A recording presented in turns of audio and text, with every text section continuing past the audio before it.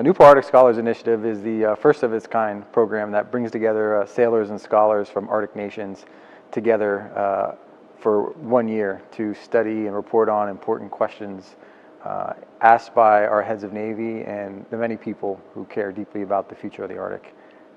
This is the opening seminar of the second Newport Arctic Scholars Initiative, and our focus this year, unlike last year, we ended up creating over 30 principles of Arctic security in the areas of awareness, confidence building measures, and capabilities. And what we found after hearing from our heads of Navy was there's a need to focus on some of the cooperative security frameworks.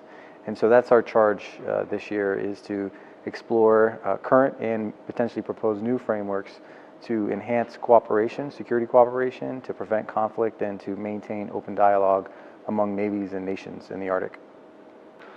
If you think about it, the last 2 decades, 50% of the ice pack in the Arctic has disappeared, opening up for new communication ways, exploration, exploitation, but also competition.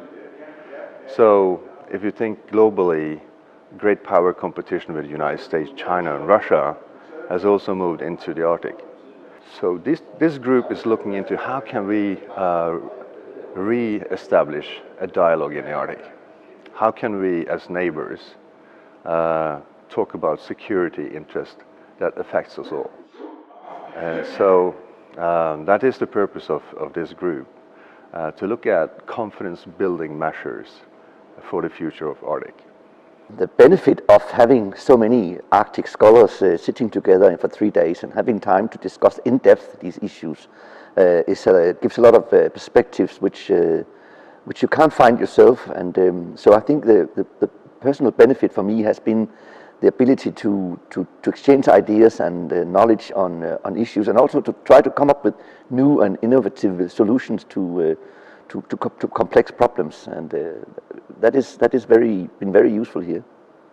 I think this issue is so important because in many ways it's, the future is now. And so for a long time people have been thinking about climate change, particularly in the Arctic, being a game changer or creating new sets of concerns, challenges, threats, sometimes opportunities too. And that future is here. We don't need to talk about that in abstract terms. That's not something that's coming down the road. That's the world we're living in right now. And it's only, the way in which climate change is playing out in this one region of the world, but in many ways, the Arctic is the most susceptible region in the world to climate change, so it's kind of happening there soonest. But this is a global issue, obviously, so I think that the Arctic becomes a really important test case for how states and non-state actors are going to respond to these kinds of questions that climate change is pushing front and center.